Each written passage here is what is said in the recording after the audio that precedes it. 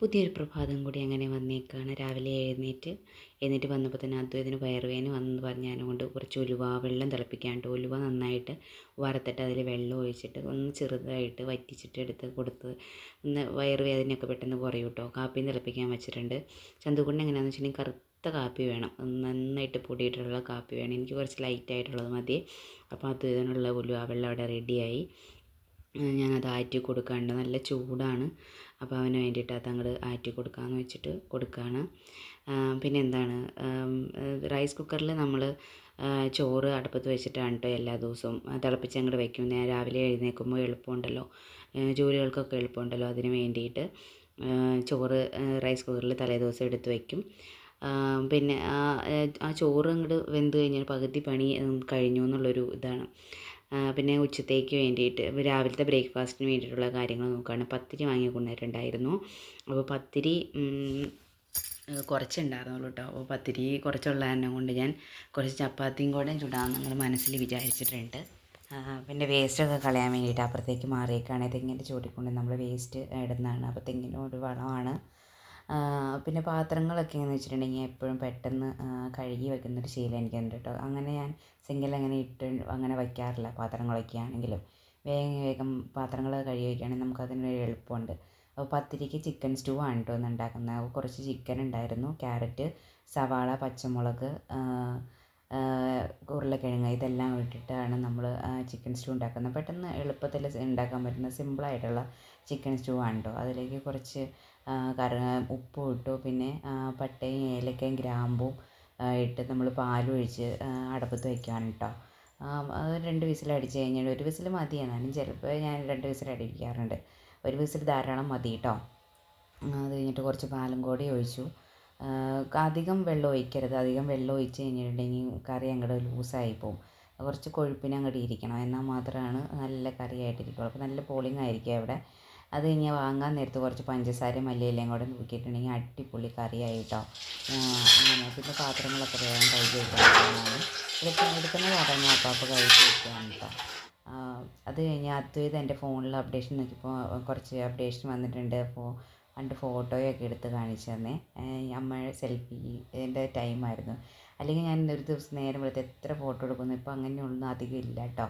അങ്ങനെ 2-3 ഫോട്ടോകളൊക്കെ എടുത്ത് അവരോട് കൂടെ നിൽക്കാൻ പറഞ്ഞപ്പോൾ അവർ നാണാന്ന് പറഞ്ഞ് എടുത്തില്ലാട്ടോ.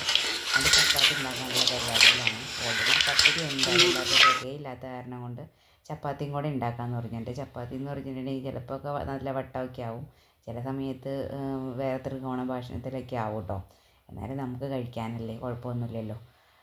ഇപ്പോൾ ഒരു 10-12 ചപ്പാത്തി മേടിക്കണമെങ്കിൽ കടയിൽ പോയിട്ടുണ്ടെങ്കിൽ 50 രൂപ കൊടുക്കണം. ഇതിപ്പോൾ പത്തിരിയായി, സ്റ്റൂ കറിയായി, ചപ്പാത്തിയായി, നമ്മുടെ വയറ് നിറച്ച് ചോറുമായി. അങ്ങനെ ഉണ്ണാലോ. അതല്ല രസം. നമ്മൾ ചപ്പാത്തിയും പത്തിരിയൊക്കെ കഴിച്ചുകൊണ്ടിരിക്കുന്നതിൻ്റെ ഇടയ്ക്കുണ്ടല്ലോ, ഇത് വേഗം ചന്തുകുട്ടനും അദ്വൈതും മത്സരിച്ച് കഴിക്കുകയാണ്. കഴിച്ച് കഴിഞ്ഞതിന് ശേഷം ഞാൻ നോക്കി കഴിഞ്ഞപ്പോൾ വേഗം ചന്തുകുട്ടൻ ചോറ് പിന്നെ കായും പയറും പോലെ തന്നെ അതും പുള്ളിക്കാരൻ്റെ ഫേവറേറ്റ് ഉണ്ട്. അതുകാരണം കൊണ്ട് ഒരു 5-6 ചപ്പാത്തിയും പത്തിരിയൊക്കെ കഴിച്ചായിരുന്നു. അതിന് ശേഷം വീണ്ടും ചോറും കൂടെ എടുത്ത് കഴിക്കാം കേട്ടോ. അപ്പോൾ എനിക്കും ഒരു കൊതി. ഞാൻ 2 പത്തിരിയും 2 ചപ്പാത്തിയാണ് കഴിച്ചത്. 2 ചപ്പാത്തി അല്ല, 1 ചപ്പാത്തിയാണ് കഴിച്ചത്. അപ്പോൾ ഞാനും കുറച്ച് ചോറ് എടുത്തുകൊണ്ട്. അപ്പോഴാണ് നമ്മളുടെ കുക്കുമോളുടെ ബർത്ത്ഡേ ആണെന്ന് അറിഞ്ഞത് കേട്ടോ.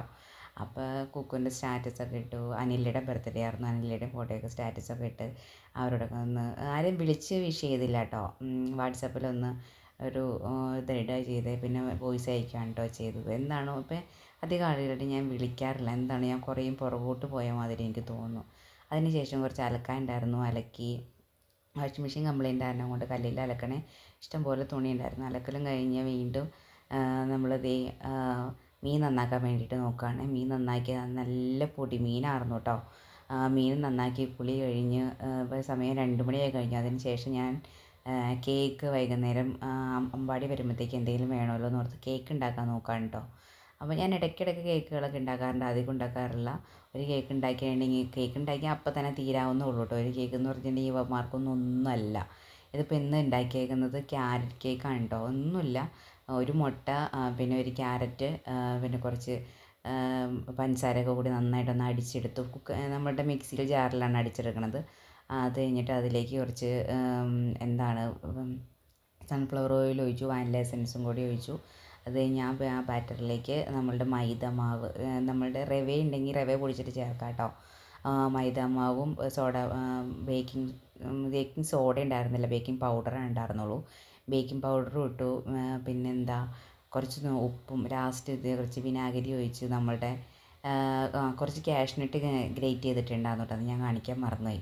അതിൻ്റെ മുകളിലായിട്ട് കഴിഞ്ഞിട്ട് വീണ്ടും കുറച്ച് ഓട്സും കൂടെ ഞാൻ അങ്ങനെ ഒരു ഗാർണിഷിങ്ങിന് വേണ്ടി വിതരണയാണ്. അത് കഴിഞ്ഞിട്ട് സാധാരണ അടുപ്പത്താണ് വെച്ചത്. എനിക്ക് ഓവൻ ഉണ്ട്, എന്നാലും ഓവനിലപ്പോൾ ഞാൻ ഉണ്ടാക്കാറില്ല. ഇതിലെനിക്ക് അടുപ്പത്ത് കൂടുതൽ കുക്ക് ചെയ്യാണ് കൂടുതലും കംഫർട്ടായിട്ട് വരുന്നത്. അതിനുശേഷം കേക്ക് വെന്ത് വന്ന് കുറച്ച് തണുത്തിട്ടൊക്കെ വേണമല്ലോ കഴിക്കാനായിട്ട്. അപ്പോഴത്തേക്ക് അമ്പാടി വരെ നേരെ ആവാറായി.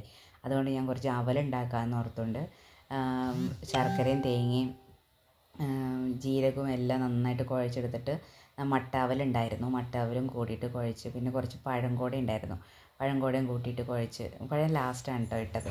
അത് കുഴക്കേണ്ട ആവശ്യമില്ല, ഒന്ന് ജസ്റ്റ് സ്പൂണും കൊണ്ടൊന്ന് കാണിച്ചാൽ മതി. ഇത് നന്നായിട്ട് കുഴച്ചെടുക്കുകയാണെങ്കിൽ പെട്ടെന്ന് പിള്ളേർ കഴിക്കുകയും ചെയ്തോളും. അവലല്ലേ, ചന്തുകൂട്ടിനും ഇഷ്ടമാണ്. അപ്പോൾ അതിൻ്റെ ഇടയ്ക്ക് ചന്തുകൂട്ടിട്ട് പുറമേ ഇരുന്നിട്ട് ചായ കുടിക്കുകയാണ്. അമ്പാടി വന്നു കഴിയുമ്പോൾ അവനെന്തോ ഈ പുക, വീട്ടിൽ നല്ല സുഗന്ധം വരുന്ന ഒരു ധൂപ്പ് മേടിച്ചു വന്നിട്ടുണ്ടായിരുന്നു. അപ്പോൾ കഴിഞ്ഞിട്ട് ഞങ്ങൾ കേക്കും കട്ട് ചെയ്യാൻ വേണ്ടി നോക്കാണ്ട്, ഇതാട്ടോ നമ്മുടെ കേക്ക്. അപ്പോൾ അവൻ അമ്മ നല്ല മണമാണ്, ഇത് ഇവിടെ കൊണ്ടു വയ്ക്കാമെന്ന് പറഞ്ഞുകൊണ്ട് അവൻ എല്ലായിടത്തും ഇങ്ങനെ വയ്ക്കുകയാണ് കേട്ടോ. അവന് അങ്ങനെയുള്ള ഇതൊക്കെ ഭയങ്കര ഇഷ്ടമാണ്, ഇങ്ങനെയുള്ള കാര്യങ്ങളൊക്കെ ചെയ്യണതൊക്കെ അവന് ഭയങ്കര ഇഷ്ടമാണ്. അത് ആ ധൂപ്പ് വയ്ക്കുന്ന സ്റ്റാൻഡാണ് കേട്ടോ അത്. അത് അവൻ അടുക്കളയുടെ അടിയിൽ വയ്ക്കാൻ തുടങ്ങിയപ്പോൾ ഞാൻ പറഞ്ഞു, മോനെ അവിടെ വയ്ക്കണ്ട, എങ്ങാനും എന്തെങ്കിലും തട്ടി മറിഞ്ഞെങ്ങാനും വല്ല തീയൊക്കെ വന്നാലോ ഹാളിൽ കൊണ്ടുവന്ന് വച്ചോ എന്ന് പറഞ്ഞിട്ട് അവനെ ഹാളിൽ കൊണ്ടുവന്ന് വയ്ക്കുകയാണ്. അതും അവിടെ ഇരുന്നൊരു TV കാണുന്നുണ്ട് കേട്ടോ.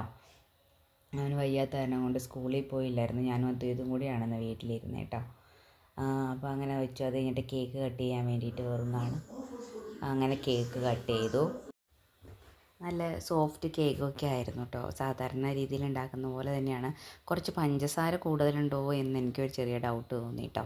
അപ്പോൾ ഞാൻ അടുത്ത വീട്ടിലും കുറച്ച് കൊടുത്തു. അപ്പോൾ പഞ്ചസാര കൂടുതലൊന്നുമില്ല, നല്ലത് അമ്മയെന്ന് അവർ പറയും. അപ്പോൾ എല്ലാവരും ചാനൽ സബ്സ്ക്രൈബ് ചെയ്യണേ.